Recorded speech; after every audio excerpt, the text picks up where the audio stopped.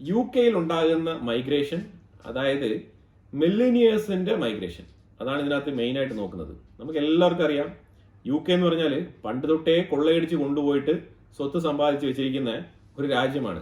അത് എല്ലാവർക്കും പറയാതെ തന്നെ മനസ്സിലാക്കാൻ പറ്റുന്ന ഹിസ്റ്റോറിക്കൽ ട്രൂത്താണ്. വിജയ് മാല്യ പോലത്തെ, നീരവ് മോദി പോലത്തെ ആൾക്കാരൊക്കെ ഇന്ത്യയിലെ ജനങ്ങളുടെ പൈസയൊക്കെ കൊള്ളയടിച്ച് സ്റ്റേറ്റ് ബാങ്ക് പോലത്തെ സ്ഥാപനങ്ങളിൽ നിന്നും ലോൺ എടുത്ത് യു കെയിൽ കൊണ്ട് പതുക്കി വെച്ച് ജീവിക്കുന്ന ഒരു സാഹചര്യമാണത്. അതായത് ഇന്നത്തെ കാലഘട്ടത്തിലും ഈ ഒരു പ്രവൃത്തി ഇങ്ങനെ തന്നെ തുടരുന്നു എന്നാണ് ഞാൻ പറഞ്ഞു വരുന്നത്. എന്തുകൊണ്ടാണ് മില്ലേനിയേഴ്സിന്റെ കൊഴിഞ്ഞുപോക്ക് യു കെയിൽ തകൃതിയായിട്ട് നടക്കുന്നത് എന്നതിനെ കുറിച്ച് നമ്മൾ നോക്കിക്കഴിഞ്ഞാൽ ഇതിന് പ്രധാനപ്പെട്ട കാരണം യു കെ നേരിടുന്ന ഫൈനാൻഷ്യൽ ക്രൈസിസ്, അതുമായിട്ട് ബന്ധപ്പെട്ട് യു കെ ഖജനാവിൽ വരേണ്ട പൈസയുടെ കുറവ്, ഗണ്യമായ കുറവ്, ആ ഒരു ഡെഫിസിറ്റ് നികത്താൻ വേണ്ടിയിട്ട് യു കെ ഇൻട്രൊഡ്യൂസ് ചെയ്യുന്ന പലതരത്തിലുള്ള ടാക്സുകൾ, അതിലൊരു സുപ്രധാന ടാക്സ് അവർ പുറത്തിറക്കിയായിരുന്നു. ആ ഒരു സുപ്രധാന ടാക്സ് ഞാൻ ഇതിനകത്ത് സൂചിപ്പിക്കാം. ശരിക്കും പറഞ്ഞാൽ Europe, Africa, Asia, middle east ഈ ഭാഗങ്ങളിൽ നിന്നെല്ലാം ഏറ്റവും കൂടുതൽ മില്ലേനിയേഴ്സ് പൈസ കൊണ്ട് ഡംപ് ചെയ്തിരുന്ന സ്ഥലമാണ് യു കെ. അവർക്ക് ഏറ്റവും സുരക്ഷിതമായിട്ട് ഈ ഒരു കള്ളപ്പണം പതുക്കി വെക്കാൻ പാകത്തിനുള്ള എല്ലാ സംവിധാനങ്ങളും, എല്ലാ ഫെസിലിറ്റീസും ചെയ്തു കൊടുത്തുകൊണ്ടിരിക്കുന്ന ഒരു രാജ്യം കൂടിയാണ് യു കെ. ഇപ്പൊ യു കെയിൽ സംഭവിച്ചുകൊണ്ടിരിക്കുന്ന പറഞ്ഞാൽ കഴിഞ്ഞ 10 വർഷം കൊണ്ട് ഏതാണ്ട് 30,000 ബില്ലേനിയേഴ്സ് അവിടെ നിന്ന് ഒഴിഞ്ഞു പോയിട്ടുണ്ട്.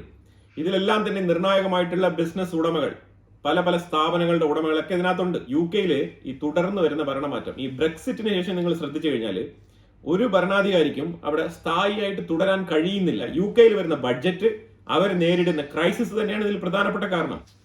യു കെയിൽ ആരാണ് യു കെയുടെ അക്കൗണ്ടബിലിറ്റി, അതുകൂടാതെ യു കെ എന്ന് പറഞ്ഞ രാജ്യത്തിന്റെ ഫൈനാൻഷ്യൽ സുരക്ഷിതത്വം, ആ ഒരു ഫൈനാൻഷ്യൽ സുരക്ഷിതത്വം ആരാണ്, ഫിനാൻഷ്യൽ സെക്യൂരിറ്റി ആരാണോ ഉറപ്പ് കൊടുക്കുന്നത്, ആ ഒരു വ്യക്തിക്കാണ് ഏറ്റവും കൂടുതൽ അവിടെ നിലനിൽപ്പുള്ളത്. പക്ഷേ നിർഭാഗ്യവശാൽ ഈ കഴിഞ്ഞ ഒരു 10 വർഷങ്ങളായിട്ട് തന്നെ യു കെയിൽ വരുന്ന ഭരണകർത്താക്കൾക്ക് ആ ഒരു വിഷയത്തിൽ ഒരു രീതിയിലുള്ള ഒരു ഗ്യാരണ്ടിയും കൊടുക്കാൻ പറ്റാത്ത അവസ്ഥയിലാണ്. അവിടെ നിന്ന് തുടരെ ആ ഒരു 5 വർഷത്തെ കാലപരിധി തീരുന്നതിന് മുമ്പ് തന്നെ 2, 3, 4 പ്രൈം മിനിസ്റ്റേഴ്സ് മാറി ഭരിക്കേണ്ട ഒരു സാഹചര്യത്തിലേക്ക് യു കെ തള്ളപ്പെടുന്നത്. ആ ഒരു രാജ്യത്തിന്റെ അൺസർട്ടനിറ്റി എന്ന് പറഞ്ഞു കഴിഞ്ഞാൽ അവരുടെ പ്രൈം മിനിസ്റ്ററെ സെലക്ട് ചെയ്യുന്നതിന്റെ ആ വിഷയത്തിൽ തന്നെ നമുക്ക് മനസ്സിലാക്കാൻ വരുന്ന വളരെ വ്യക്തമായിട്ടുള്ള ഉദാഹരണങ്ങളാണ്. ഞാനിപ്പോൾ അവിടുത്തെ പ്രൈം മിനിസ്റ്റേഴ്സിന്റെ പേരുകളൊന്നും തന്നെ എടുത്ത് പറയാൻ ആഗ്രഹിക്കുന്നില്ല. ഡേവിഡ് കാമറൺ തൊട്ട് ബോറിസ് ജോൺസൺ തൊട്ട് ഋഷി സുനാക് മുതൽ ലിസ്ട്രസ് തൊട്ട് ഉള്ള കാര്യങ്ങളൊക്കെ നിങ്ങൾ ആലോചിച്ച് നോക്കിയാൽ മതി, നിങ്ങൾക്ക് തന്നെ മനസ്സിലാക്കാൻ പറ്റുന്ന കാര്യങ്ങളാണ്. അതുപോലെ തന്നെ ലോകത്ത് എവിടെന്നെങ്കിലൊക്കെ കള്ളപ്പണങ്ങൾ കൊണ്ടുവരുന്നെങ്കിൽ അവർക്ക് സുരക്ഷാ താവളം ഒരുക്കുന്നതിൽ യു കെ മുൻപന്തിയിലാണ്. അതിന്റെ പ്രത്യാഘാതമാണ് അവരിപ്പോൾ അനുഭവിച്ചുകൊണ്ടിരിക്കുന്ന ഈ ഒരു വിഷയം. ഈ കൊഴിഞ്ഞുപോക്ക് എന്തുകൊണ്ടാണെന്ന് പറഞ്ഞാൽ യു കെ ഒരു സ്പെഷ്യൽ ടാക്സ്, അതായത് ഇത്രയും നാളും യു കെയിൽ പല വിഷയങ്ങൾക്കും പല ടാക്സുകളും ഉണ്ട്. സെയിൽസ് ടാക്സ് ഉണ്ട്, അങ്ങനെ പല രീതിയിലുള്ള ടാക്സുകൾ ഉണ്ടെങ്കിലും ഒരു വിഷയത്തിൽ ഭയങ്കര സെക്യൂരിറ്റി ആയിരുന്നു. അതായത് ഈ കള്ളപ്പണം കൊണ്ടുപോയി പതുക്കി വെക്കുന്ന ഈ ബില്യനിയേഴ്സിന്റെ കാശിന് അത് സേഫ് ആയിട്ട് യു കെയിൽ സൂക്ഷിക്കാം, അതുപോലെ തന്നെ അതിന് ടാക്സ് കൊടുക്കേണ്ടതുമില്ലായിരുന്നു. പക്ഷെ ഇപ്പൊ നിലവിൽ അതിനും കൂടി ഒരു ടാക്സ് കൊണ്ടുവന്നിരിക്കുകയാണ്. ഈ ടാക്സ് കൊണ്ടുവരുന്നത് ശരിക്കും അതായത് ഇപ്പൊ ഞാൻ കള്ളപ്പണം കൊണ്ടുപോയി അവിടെ സൂക്ഷിച്ചു വെക്കുന്നെങ്കിൽ അത് സുരക്ഷിതമായിട്ട് അവിടെ എനിക്ക് കാത്തു സൂക്ഷിക്കാൻ പറ്റും എന്നുള്ളൊരു ഉറപ്പുള്ളതിന്റെ പേരിലാണ് പോയി സൂക്ഷിക്കുന്നത്. പക്ഷേ അതേസമയം സിംഗപ്പൂർ പോലത്തെ രാജ്യങ്ങളൊക്കെ ടാക്സ് ഫ്രീ ആണ്. അപ്പൊ അതുകൊണ്ട് ഇപ്പം ഓപ്ഷൻസ് ആൾക്കാർ മാറി ചിന്തിക്കുന്നു. അതുകൊണ്ട് ഇപ്പൊ മില്ലേനിയേഴ്സ് അങ്ങോട്ട് പോകുന്നില്ല എന്നുള്ളതാണ് വസ്തുതാപരമായിട്ടുള്ള കാര്യം. ഇത് യു കെക്ക് ഉണ്ടാക്കാൻ പോകുന്ന ഒരു ഇമ്പാക്ട് എന്ന് പറഞ്ഞാൽ ചെറുതല്ല. അതാണ് ഇതിനകത്ത് നമ്മൾ ഏറ്റവും ഇമ്പോർട്ടന്റ് ആയിട്ട് മനസ്സിലാക്കേണ്ടത്. യു കെയിലേക്ക് കയറി പോകുന്ന സ്റ്റുഡൻസുകളൊക്കെ ചിന്തിക്കേണ്ടതുണ്ട്. ഇനി യു കെയിലേക്ക് പോകേണ്ട കാര്യമില്ല. അത് ഞാൻ പറയുന്നത് വളരെ ഉറപ്പിച്ച് തന്നെയാണ് പറയുന്നത്. കാരണം യു കെയുടെ ഭാവി അത്ര സുരക്ഷിതമായിട്ട് മുന്നോട്ട് പോകും എന്ന് നമുക്ക് ഒരു ഉറപ്പും പറയാൻ പറ്റാത്ത സാഹചര്യമാണ്. 1950 മുതൽ 2000 വരെ യു കെയിലേക്ക് ബില്ലിയനിയേഴ്സ് ചേക്കേറുകയായിരുന്നു. അവിടെ പോയിട്ട് അവരുടെ കയ്യിലുള്ള പൈസയൊക്കെ കൊടുത്ത് അവർ എന്തെങ്കിലും ലാൻഡ് പർച്ചേസ് ചെയ്യുക, അല്ലെങ്കിൽ ബാങ്കിൽ ഇൻവെസ്റ്റ് ചെയ്യുക, ഫിക്സഡ് ഡെപ്പോസിറ്റ് ഇടുക, ഇങ്ങനത്തെ പല പ്രവൃത്തികളും അവിടെ ചെയ്തിട്ടുണ്ട്. പക്ഷേ 2000 മുതലേ ഈ ഒരു ചെറിയ രീതിയിലുള്ള കൊഴിഞ്ഞുപോക്കുകൾ തുടങ്ങിയിരുന്നു എന്നുള്ളതാണ് നമുക്ക് അതിന്റെ ഡേറ്റ വെരിഫൈ ചെയ്യുമ്പോൾ മനസ്സിലാക്കാൻ പറ്റുന്നത്. കഴിഞ്ഞ 10 വർഷത്തിനുള്ളിൽ ഞാൻ പറഞ്ഞല്ലോ 30,000 മില്ലേനിയേഴ്സ് ആണ് ലണ്ടൻ വീറ്റോ ചെയ്തു പോയത്. ശരിക്കും മില്ലേനിയേഴ്സിന്റെ എക്സോഡസ് എന്ന് തന്നെ പറയാം. ആ രീതിയിലാണ് യു കെയിൽ നിന്നും കൊഴിഞ്ഞു പോകുന്നത്. 1950 മുതൽ 2000 വരെ 2,45,100 മില്ലേനിയേഴ്സ് ലണ്ടനിൽ ഉണ്ടായിരുന്നു. അതായത് യു കെ മൊത്തത്തിൽ ഉണ്ടായിരുന്നതാണ്. ലണ്ടനിലാണ് ഏറ്റവും കൂടുതൽ ഈ ഒരു സംവിധാനം നടക്കുന്നത്. ഇപ്പൊ അത് ശരിക്കും 2,15,700 ആയിട്ട് കുറഞ്ഞിട്ടുണ്ട്. അതാണ് നിലവിലെ ഒരവസ്ഥ.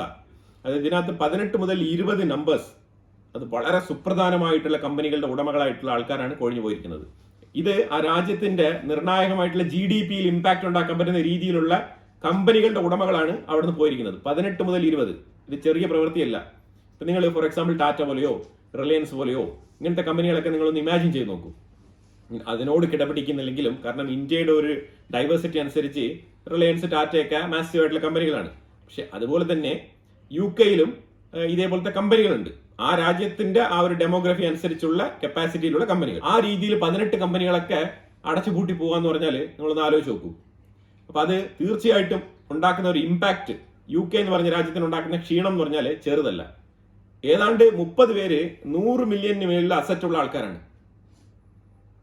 ആ 100 മില്യണിന് മേളിൽ അസറ്റ് ഉള്ള ആൾക്കാരാണ് ഏതാണ്ട് 30 പേര് കൊഴിഞ്ഞു പോയിരിക്കുന്നത്. 100 മില്യന്റെ മുകളിൽ അസറ്റ് ഉള്ള ഏതാണ്ട് 30ഓളം ബിസിനസ്മാൻ അവിടെ നിന്ന് റീലൊക്കേറ്റ് ചെയ്തിട്ടുണ്ടെന്നാണ് വാർത്തകൾ പുറത്തു വരുന്നത്. ഇപ്പൊ UK-യിൽ മാത്രമാണ് ഈ പ്രശ്നമെന്ന് നമ്മൾ നോക്കിക്കഴിഞ്ഞാൽ UK-യിൽ മാത്രമല്ല ഈ വിഷയം റഷ്യയിലെ മോസ്കോയിൽ സംഭവിച്ചിട്ടുണ്ട്. മോസ്കോയിൽ ഇപ്പൊ ഈ ഇടപെട്ട കാലത്ത് ഒരു 5 വർഷത്തിനിടയിലാണ് സംഭവിച്ചത്. അതിന് പ്രധാനപ്പെട്ട കാരണം ഈ റഷ്യ ഉക്രൈൻ യുദ്ധവുമായിട്ട് ബന്ധപ്പെട്ടാണ്. ഏതാണ്ട് 25% മില്ലേനിയേഴ്സ് മോസ്കോ വിട്ടൊഴിഞ്ഞു പോയിട്ടുണ്ട്. അതിന് തക്കതായ കാരണമുണ്ട്, റീസൺ ഉണ്ട്. യുദ്ധം കഴിഞ്ഞ 2024 റിപ്പോർട്ട് അനുസരിച്ച് 12% ബില്ലേനിയേഴ്സ് ലണ്ടൻ വിട്ടു പോയിട്ടുണ്ട്. ഇത് കഴിഞ്ഞ 2024 സ്റ്റാറ്റിസ്റ്റിക്സ് ആണ്. ഇപ്പൊ 2025 ആയി. ഇനി എത്ര പേര് പോയി എന്നുള്ളത് നെക്സ്റ്റ് ഇയർ നമുക്ക് വളരെ വ്യക്തമായിട്ട് മനസ്സിലാക്കാൻ പറ്റും. ഈ ഒരു എണ്ണം കൂടത്തേ ഉള്ളൂ, ഒരിക്കലും കുറയുമെന്നുള്ള പ്രതീക്ഷയില്ല.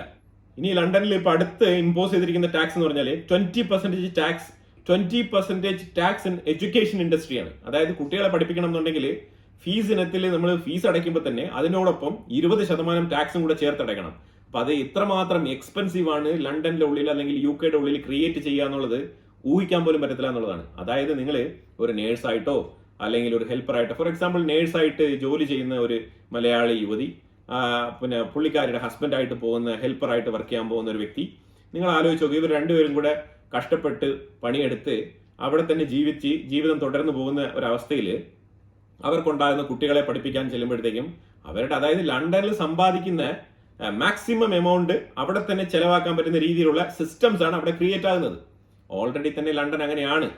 ആ ഒരു സാഹചര്യത്തിലാണ് വീണ്ടും ടാക്സുകൾ കൂടുതൽ ഇമ്പോസ് ചെയ്ത് ഈ ഒരു ചെലവ് വർദ്ധിപ്പിക്കുന്ന ഒരു അവസ്ഥ തുടരാൻ പോകുന്നത്. ഇപ്പൊ ഞാൻ പറയുന്നത് ചിലപ്പോൾ നിങ്ങൾക്ക് വിശ്വസനീയമായിട്ട് തോന്നുന്നില്ല എന്നുണ്ടെങ്കിൽ വരും ദിവസങ്ങളിൽ നിങ്ങൾക്ക് തന്നെ മനസ്സിലാക്കാൻ പറ്റും. ഇന്ത്യൻസ് 100% UK അവോയ്ഡ് ചെയ്യാൻ പോകുന്ന ഒരു കാലഘട്ടമാണ് വരാൻ പോകുന്നത്. ആ ഒരു സാഹചര്യത്തിലാണ് കേരളത്തിൽ നിന്ന് മാത്രം ആൾക്കാർ ലോൺ എടുത്ത് UK-യിൽ പോകുന്ന ഒരു സാഹചര്യം ക്രിയേറ്റ് ആയിക്കൊണ്ടിരിക്കുന്നത്. ഇനി ലോൺ എടുത്ത് UK-യിൽ പോകുന്ന ആൾക്കാരുടെ ആ ഒരു സ്ഥിതി നമ്മൾ നോക്കിക്കഴിഞ്ഞാൽ ആ ഉണ്ടാകുന്ന ചെലവുണ്ടല്ലോ, ഈ UK-യിൽ പോകാൻ വേണ്ടിയിട്ട് ചെലവാക്കുന്ന പൈസ, അത് ഇറിവേഴ്സിബിൾ ആണ്. അത് ലോസിന്റെ കണക്കിൽ എഴുതിയാൽ മതി. കാരണം ആ രീതിയിലാണ് അവിടുത്തെ കാര്യം. നിങ്ങൾക്ക് അവിടെ താമസിക്കാം, അവിടെ ജീവിക്കാം, അവിടുത്തെ ലൈഫ് സ്റ്റൈൽ ആസ്വദിക്കാം. പക്ഷേ ആ രീതിയിൽ മാസീവായിട്ട് ഒരു എമൗണ്ട് നിങ്ങൾക്ക് കൊണ്ടുവരണം എന്നുണ്ടെങ്കിൽ അത് അസാധ്യമായിട്ട് മാറാൻ പോകുന്ന കാലഘട്ടങ്ങളാണ് വരാൻ പോകുന്നത്. അതായത് സംഭവം വേറെ ഒന്നുമില്ല, മുടക്ക് മുതൽ പോലും തിരിച്ചു കിട്ടില്ല എന്നുള്ളതാണ് പറഞ്ഞു വരുന്നത്. കാരണം നിങ്ങൾ ലണ്ടനിൽ ബിസി ആയിരിക്കും, രാവിലെ തൊട്ട് വൈകുന്നേരം വരെ നിങ്ങളുടെ ജോലിയുമായിട്ട് നിങ്ങൾ ബിസി ആയിരിക്കും. പിന്നെ നിങ്ങൾക്ക് മന്ത്ലി കിട്ടുന്ന ഒരു ഇൻകം വെച്ചിട്ട് നിങ്ങൾ ആ മാസത്തിൽ മൊത്തത്തിലുള്ള സാഹചര്യങ്ങൾ കൂട്ടിമുട്ടിക്കുന്ന ബഡ്ജറ്റുമായിട്ട് ഇങ്ങനെ ബഡ്ജറ്റിന് മേളിൽ ബഡ്ജറ്റ് ഇട്ട് small budget, mini budget, big budget ഒക്കെ ഇട്ട് കാര്യങ്ങളൊക്കെ തീരുമാനിച്ച് മുന്നോട്ട് പോകുമ്പോഴത്തേക്ക് മാസം തീരും, പിന്നെ അടുത്ത ശമ്പളം വരും. പിന്നെ ഇതുപോലെ റൊട്ടേഷനിൽ പോകുന്ന ഒരു സാഹചര്യമായിരിക്കും ഉണ്ടാകുക. പിന്നെ ഇതിന്റെ ഇടയ്ക്ക് നിങ്ങൾ ഏതെങ്കിലും ഒരു സാഹചര്യം വെച്ചാൽ ക്രെഡിറ്റ് കാർഡോ ലോണോ എന്തെങ്കിലുമൊക്കെ സംവിധാനങ്ങൾ നിങ്ങൾ എടുത്തിട്ടുണ്ടെങ്കിൽ അതും കൂടി ഇനി ഒരു ബാധ്യതയായിട്ട് മാറുന്ന ഒരു സാഹചര്യമാണ് ക്രിയേറ്റ് ആവുന്നത്. പിന്നെ ഇങ്ങനെ ഒരു ട്രാപ്പിൽ കിടന്ന് ഇങ്ങനെ റൊട്ടേറ്റ് ആകുന്ന ഒരു രീതിയാണ് അവിടെ, ആ ഒരു സിസ്റ്റമാണ് അവിടെ ക്രിയേറ്റ് ചെയ്യപ്പെടുന്നത്. ഇങ്ങനെ ഒരു സാഹചര്യം അവിടെ രൂപപ്പെട്ട് വരുന്നതിനെ ചൊല്ലി നമ്മൾ ഡീപ്പായിട്ട് നോക്കിക്കഴിഞ്ഞാൽ ലണ്ടനിൽ ഉണ്ടാകുന്ന പൊളിറ്റിക്കൽ ഇൻസ്റ്റബിലിറ്റി ഇത് നമ്പർ 1 റീസൺ ആണ്. പിന്നെ ഇപ്പോൾ ഉണ്ടായി വരുന്ന കോസ്റ്റ് ഓഫ് ലിവിങ് ഇപ്പം കൂടി വരികയാണ് നല്ല രീതിയിൽ. 2 വർഷത്തിന് മുമ്പ് ലണ്ടനിലെത്തിയ ആൾക്ക് പോലും ഇപ്പം ഈ 2025 ഫോർ എക്സാമ്പിൾ 2023 ലണ്ടനിലെത്തിയ ഒരാൾക്ക് 2025 ആ ഒരു കോസ്റ്റ് ഹൈക്കിന്റെ എക്സ്പീരിയൻസ് ഫീൽ ചെയ്യാൻ പറ്റുന്നു എന്നുള്ളതാണ് ഇതിന്റെ ഒരു പരാജയം. 2 വർഷത്തിലൊക്കെ ഇത്രമാത്രം ഇമ്പാക്ട് ആ രീതിയിലാണ്, ഞെട്ടിക്കുന്ന രീതിയിൽ ലണ്ടന്റെ കോസ്റ്റ് ഓഫ് ലിവിംഗ് ഉയർന്നുകൊണ്ടിരിക്കുകയാണ്. ലണ്ടൻ മീൻസ് UK ചേർത്ത് തന്നെയാണ് പറയുന്നത് കേട്ടോ. പിന്നെ ഇപ്പൊ വേറൊരു കൾച്ചർ ഡെവലപ്പായി വരുന്നുണ്ട്. ഈ കൾച്ചർ എങ്ങനെയാണെന്ന് പറഞ്ഞാല് നല്ല പൈസയുള്ള ആൾക്കാർ, അതായത് റിച്ച് പേഴ്സൺസ് എന്ന് അറിയപ്പെടുന്ന പ്രമുഖരായിട്ടുള്ള വ്യക്തികളെല്ലാം തന്നെ ഇപ്പം സിറ്റി വിട്ട് വില്ലേജുകളിലേക്ക് പോയി ചേക്കേറുന്ന ഒരു സാഹചര്യം. അതായത് ഇപ്പം ഇന്റർനെറ്റ് ഫെസിലിറ്റി, ഫോൺ ഫെസിലിറ്റി, ഇതൊക്കെ വില്ലേജിലും എല്ലാ ഫെസിലിറ്റീസും സിറ്റിയിൽ കിട്ടുന്ന എല്ലാ ഫെസിലിറ്റീസും ഇപ്പം വില്ലേജിലും കൂടി അവൈലബിൾ ആണ്. അപ്പൊ ആ ഒരു സാഹചര്യത്തിൽ സിറ്റിയിലാണെങ്കിൽ നല്ല എക്സ്പെൻസീവ് ആണ്, പക്ഷെ വില്ലേജിൽ കുറച്ചുകൂടെ കോസ്റ്റ് എഫക്റ്റീവ് ആണ്. അപ്പൊ അതുകൊണ്ട് കാശുകാരെല്ലാം തന്നെ വില്ലേജിലേക്ക് പോയി സെറ്റിൽ ആകുന്ന ഒരു പുതിയൊരു സിസ്റ്റം ക്രിയേറ്റ് ആയി വന്നിരിക്കുകയാണ്.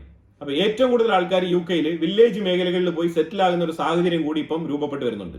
അപ്പൊ അതുകൊണ്ട് ഇപ്പം ഈ പൈസ മുടക്കാൻ കപ്പാസിറ്റി ഉള്ള ആൾക്കാരൊക്കെ വില്ലേജിലേക്ക് പോയി കഴിഞ്ഞാൽ സിറ്റിയിൽ നടക്കുന്ന ഒരു റെസ്റ്റോറന്റിലായാൽ പോലും കഴിക്കാൻ പോകുന്ന ആൾക്കാരെല്ലാം ഈ ഒരു മിഡിൽ ക്ലാസ് അല്ലെങ്കിൽ ബിലോ മിഡിൽ ക്ലാസ് ലെവലിലൊക്കെ പോയിട്ട് വളരെ സാധാരണക്കാരായിട്ടുള്ള ആൾക്കാർ അവരുടെ കയ്യിലുള്ള തുച്ഛമായ പൈസ മുടക്കി കഴിക്കുന്ന രീതിയിലുള്ള ആ ഒരു ഇൻകം മാത്രമേ ആ ഒരു റെസ്റ്റോറന്റിന് പോലും ക്രിയേറ്റ് ചെയ്യാൻ പറ്റുള്ളൂ. അപ്പൊ അങ്ങനെയാണെങ്കിൽ ഇപ്പൊ ആ ഒരു രീതിയിൽ നോക്കിക്കഴിഞ്ഞാൽ ആ ഒരു റെസ്റ്റോറന്റ് തന്നെ തുടർന്ന് നടത്താൻ പറ്റാത്ത സാഹചര്യം വരെ അവിടെ ക്രിയേറ്റ് ആവും. ഇങ്ങനെ പല ബിസിനസ്മാൻമാര് പല ഗ്രോസറികൾ ഇതൊക്കെ പൂട്ടി പോകുന്ന സാഹചര്യം ഉണ്ടാകുന്നുണ്ട്. അത് നമ്മൾ ഇന്ന് കാണുന്ന ഗ്രോസറി ഒരു നെക്സ്റ്റ് ഇയർ പോയി നോക്കിക്കഴിഞ്ഞാൽ ചിലപ്പോൾ അവിടെ ഉണ്ടാവണം എന്നില്ല. ഇന്ന് കാണുന്ന ഒരു റെസ്റ്റോറന്റ് നെക്സ്റ്റ് ഇയർ പോയി നോക്കിക്കഴിഞ്ഞാൽ അവിടെ ഉണ്ടാവണം എന്നില്ല. കാരണം നഷ്ടക്കച്ചവടം, അവർ പൂട്ടിപ്പോയി, ഇല്ലെങ്കിൽ ഒന്നെങ്കിൽ വിറ്റിട്ട് ഒഴിവായി. അപ്പൊ പുതിയ ഓണേഴ്സ് വരും. അപ്പൊ ഈ പൈസയുള്ളവർ വരിക, നഷ്ടപ്പെടുക, പോവുക. പൈസയുള്ളവർ വരിക, വീണ്ടും അത് ആ ഒരു റെസ്റ്റോറന്റ് നടത്തുക, നഷ്ടപ്പെടുക, പോവുക. ഇതേ സാഹചര്യങ്ങൾ വീണ്ടും ഇങ്ങനെ റിപ്പീറ്റഡ് ആയിട്ട് വരുന്നു എന്നാണ് മനസ്സിലാക്കാൻ പറ്റുന്നത്. ഇതിന് കാരണമായി തീർന്നത് രണ്ട് തരത്തിലുള്ള ടാക്സുകളാണ്. ക്യാപിറ്റൽ ഗെയിൻ ടാക്സ് എന്ന് പറഞ്ഞിട്ട് ഒരു ടാക്സ്, അത് വരുമാനത്തിന് വേണ്ടിയിട്ട് കൊടുക്കുന്ന ഒരു നികുതി. അത് ഏത് തരത്തിലായാലും ഡബിൾ ടാക്സേഷനെ കൊണ്ടെന്ന് പറയുന്നുണ്ട്, അതൊക്കെ വേറൊരു സൈഡിലാണ്. പക്ഷെ ഞാൻ പറയുന്ന ഒരു ക്യാപിറ്റൽ ഗെയിൻ ടാക്സ് എന്ന് പറഞ്ഞ ഒരു ടാക്സ് അവർ ഇൻട്രൊഡ്യൂസ് ചെയ്തിട്ടുണ്ട്. അതുപോലെ തന്നെ സേവിങ്സിന്റെ ടാക്സ്. ഈ സേവിങ്സിന്റെ ടാക്സ് ആണ് ഏറ്റവും ഇമ്പോർട്ടന്റ്. അത് നിങ്ങൾ കഷ്ടപ്പെട്ട് ടാക്സ് ഒക്കെ അടച്ച് മേടിച്ചിരിക്കുന്ന സാലറി തന്നെ നിങ്ങൾ സേവ് ചെയ്യുമ്പോഴത്തേക്കും വീണ്ടും ഒരു ടാക്സ് കൊടുക്കേണ്ട ഒരു സാഹചര്യം. അപ്പൊ ഈ ഒരു സേവിങ്സ് ടാക്സ് എന്ന് പറഞ്ഞാൽ നിങ്ങൾ ഏതെങ്കിലും വിധേയന ബാങ്കിൽ സേവിങ്സിൽ ഡെപ്പോസിറ്റ് ചെയ്തിരിക്കുന്ന ഈ ഒരു വിഷയത്തിലാണ് ഈ കള്ളപ്പണങ്ങളൊക്കെ വരുന്നത്. ഈ അന്യരാജ്യത്ത് നിന്ന് കൊണ്ടുപോകുന്ന പൈസയൊക്കെ കൊണ്ട് ഡെപ്പോസിറ്റ് ഡംപ് ചെയ്ത് സേവിങ്സ് എന്ന് വെക്കുമ്പോഴത്തേക്കും അതിനും കൂടെ ടാക്സ് ഇടുന്ന പരിപാടിയാണ് ഈ സേവിങ്സിന് എടുത്തിരിക്കുന്ന ടാക്സ് സിസ്റ്റം. അപ്പൊ ഇതൊക്കെ വെച്ചിട്ടാണ് ഈ ഒരു കാൽക്കുലേഷൻസും കാര്യങ്ങളൊക്കെ വന്നിരിക്കുന്നത്. 2024 മാത്രം 11,000 മില്ലേനിയേഴ്സ് ഔട്ട് ഓഫ് UK. 2024 മാത്രം ഏതാണ്ട് 11,000 മില്ലേനിയേഴ്സ് UK വിട്ടൊഴിഞ്ഞു പോയിട്ടുണ്ടെന്നുള്ളതാണ് വാർത്ത. ഇനി വരും കാലഘട്ടങ്ങളിൽ UK ലോവർ മിഡിൽ ക്ലാസ് ലെവലിലുള്ള ആൾക്കാർക്ക് താമസിക്കാനേ പറ്റാത്ത സാഹചര്യം രൂപപ്പെട്ട് വരുന്നതായിട്ടാണ് നമുക്ക് മനസ്സിലാക്കാൻ പറ്റുന്നത്.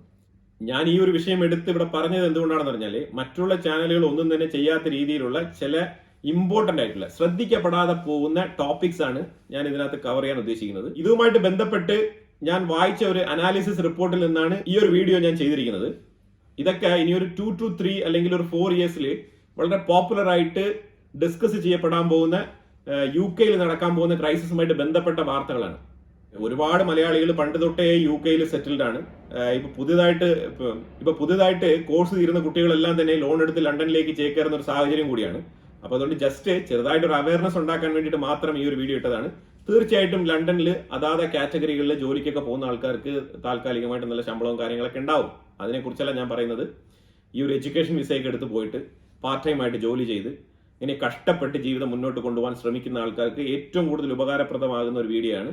കാരണം ലണ്ടനിലേക്ക് പോകുന്നതിന് പകരം ആ ഒരു പൈസ ഉണ്ടെങ്കിൽ നിങ്ങൾക്ക് വളരെ ഈസി ആയിട്ട് തന്നെ നമ്മുടെ നാട്ടിൽ ഒരു ബിസിനസ് ചെയ്ത് സക്സസ്ഫുൾ ആയിട്ടുള്ള ഒരു ലൈഫ് മുന്നോട്ട് കൊണ്ടുപോകാൻ കഴിയുന്നതാണ്. അതായത് ഈ ഒരു നാടൊക്കെ വിട്ടിട്ട് ഈ ഫാമിലി മെമ്പേഴ്സിനെയൊക്കെ വിട്ടിട്ട് നാട് കടന്ന് പോയിട്ട് കഷ്ടപ്പെടേണ്ട ആവശ്യമില്ല. അപ്പൊ അതിന് വേണ്ടിയിട്ടാണ്. തീർച്ചയായിട്ടും പോകാൻ താല്പര്യമുള്ളവർക്ക് പോകാം, എക്സ്പീരിയൻസ് ചെയ്യാം, മടങ്ങി വരാം, പല കാര്യങ്ങളും ചെയ്യാം. അപ്പൊ എന്തായാലും ഇത് ജസ്റ്റ് ഒരു കോമൺ ഇൻട്രസ്റ്റിന്റെ പേരിൽ ഇട്ട ഒരു വീഡിയോ ആണ്. തീർച്ചയായിട്ടും ഇതിനെക്കുറിച്ചുള്ള അഭിപ്രായങ്ങൾ കമന്റ് ബോക്സിൽ രേഖപ്പെടുത്തുക. കൂടുതൽ വിഷയങ്ങളുമായിട്ട് അടുത്ത വീഡിയോയിൽ വരാം. Thank you so much.